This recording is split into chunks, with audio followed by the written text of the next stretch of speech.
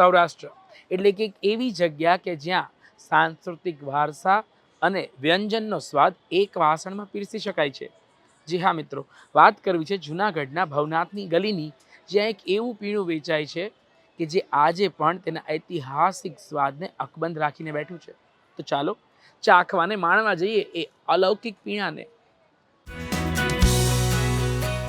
बहुत ही फैंटास्टिक कावा है, यू मस्ट ट्राई इट। बहुत मस्त, एकदम जोरदार अंदर થી આમ ગરમાવો થાય છે। તો એટલો પૌષ્ટિક છે આ કાવો, જરા પણ ઠંડી લાગતી નથી। લાઈફમાં એક વખત તો જૂનાગઢમાં કાવો પીવા આવવું જ જોઈએ।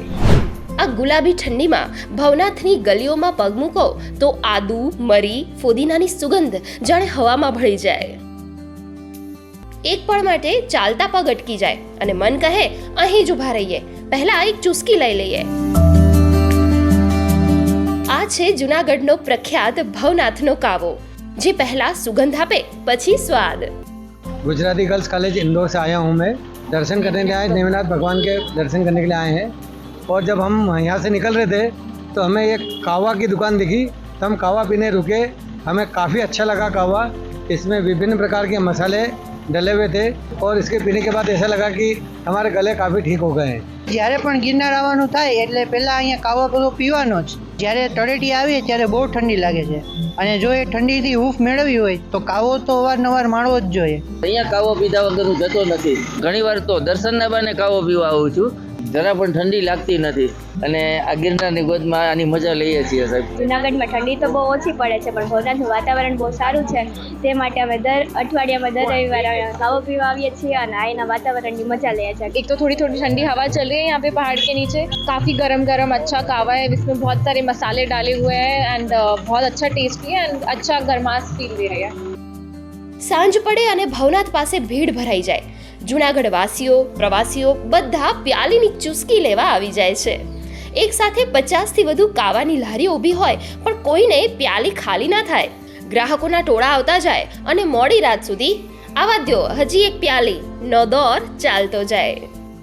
હું ભવનાથમાં આજે લગભગ 22 વર્ષથી કાવો વેચું છું। મારા પપ્પા પણ કાવો વેચતા હતા, મારા પપ્પાના મોટા ભાઈ છે એ પણ કાવો વેચતા હતા। હું મારા પપ્પા સાથે હેલ્પ કરતો હતો અને ધીરે ધીરે કરી અને મેં મારી અલગ પોતાની પણ રેકડી ચાલુ કરી છે। ગ્રાહકને ફાયદો થાય છે અને અમારું રોજ ગુજરાન ચાલે છે। પહેલાં આપણે તો ઉકાળવામાં આપણે ગુંદાણા પાવડર લેવો પડે, પછી આદુ અને ફુદીનો ત્રણેય વસ્તુ મિક્સ કરી અને આપણે ગરમ પાણી સાથે એને ઉકાળવું પડે। એને ફૂલ ઉકળી જાય અડધી કલાક પછી કાવો ઉકળી ગયા પછી એની અંદર લીંબુ આવે, આદુ આવશે, ફુદીનો આવશે, સંચર પાવડર આવશે, તીખા પાવડર આવશે, અજમા પાવડર આવશે અને તજ પાવડર આવશે।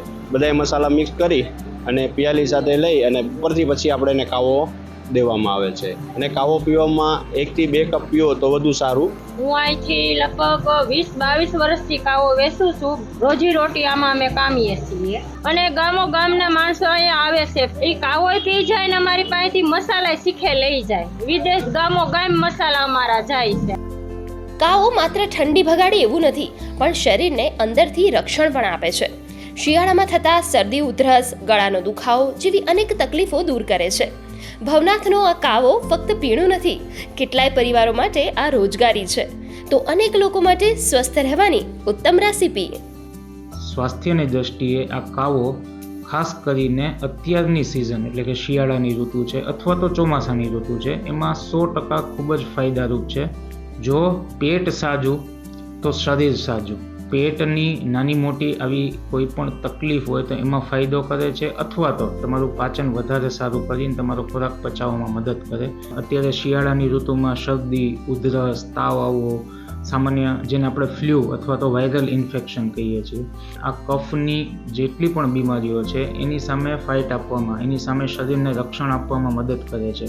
અને ખાસ તો આ બધી ઔષધિઓનો બીજો એક વધારાનો ગુણ છે એ રોગ પ્રતિકારક શક્તિ, આપણી જનરલ ઇમ્યુનિટી જે શરીરની છે એ વધારવામાં પણ કાવો ખૂબ ફાયદારૂપ છે। જેમને ગરમીની તાસીર છે, એસિડિટીની તકલીફ છે, બહેનોને ખાસ કરીને માસિક વધારે આવવું આવી કોઈ તકલીફ છે, તો આવા લોકોએ ધ્યાન રાખીને આ કાવાનું સેવન કરવું જોઈએ અથવા તો એનું પ્રમાણ ખૂબ ઓછું રાખવું જોઈએ, નહીંતર એ લોકોને આ કાવો છે એ કદાચ થોડુંક તકલીફરૂપ થઈ શકે।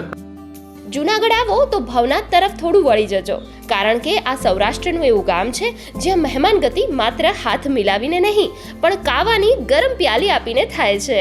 ગુડ ન્યૂઝ ગુજરાત માટે જૂનાગઢથી કલ્પેશ પંડ્યાનો રિપોર્ટ.